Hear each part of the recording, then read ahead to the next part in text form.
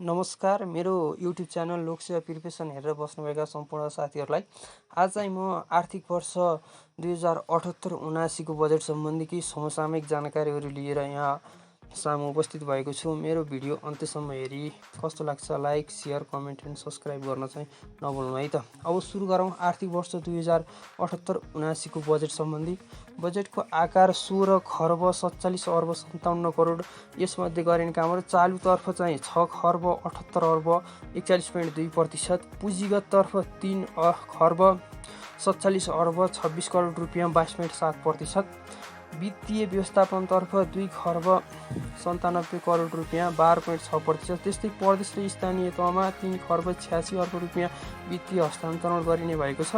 प्रदेश र स्थानीय तहमा हस्तान्तरण भएको कुल वित्तीय हस्तान्तरण मध्ये 84% चालु शीर्षकमा खर्च हुने।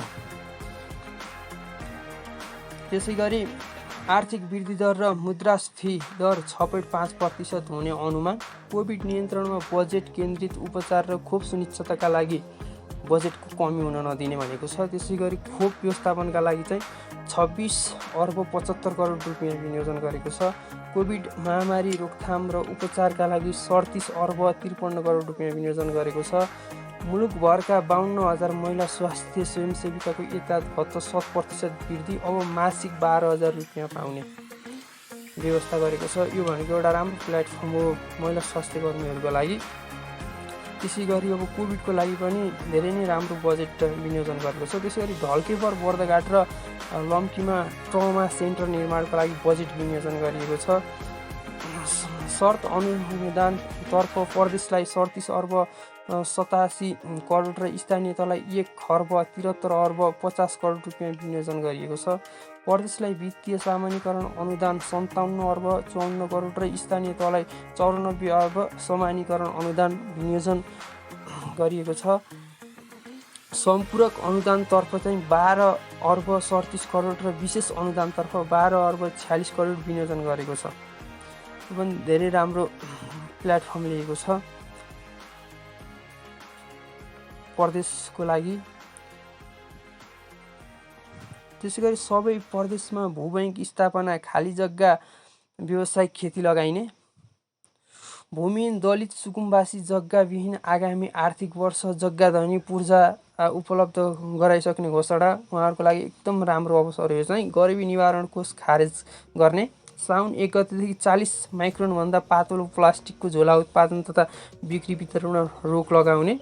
पेट्रोलियम पदार्थबाट चल्ने हलुका सवारीलाई 2028 विद्युतीय सवारी विस्थापन गर्ने भनिएको छ।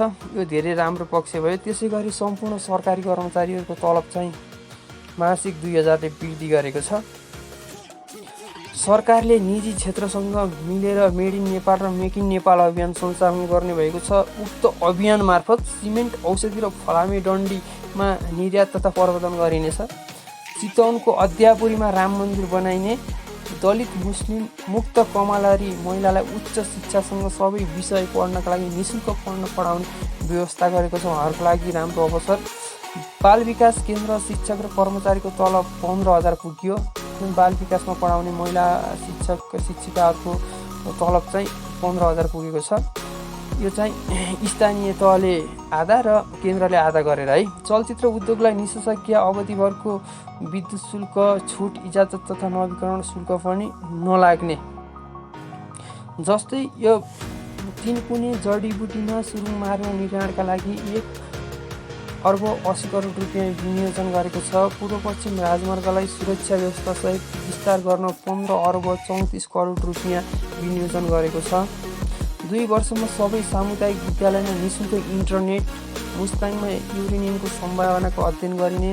झापाको दमकमा अन्तर्राष्ट्रिय रङ्गशाला 2 वर्षमा सम्पन्न हुने। पूर्व पश्चिम रेलमार्ग सहितका रेलमार्ग आयोजनाका लागि 10 अर्ब 3 करोड बजेट छुट्याइने।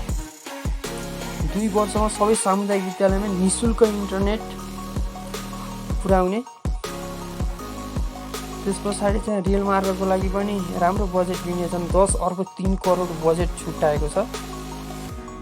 त्यसैले बिमा अन्तर्गत 50% घर परिवारलाई पहुँच ल्याउनका लागि 7 अर्ब 50 करोड रुपियाँ विनियोजन गरेको छ। सामाजिक सुरक्षा भत्ता 33% वृद्धि गरी बुढाबुढीहरूको वृद्ध भत्ता चाहिँ 4000 पुर्याएको छ।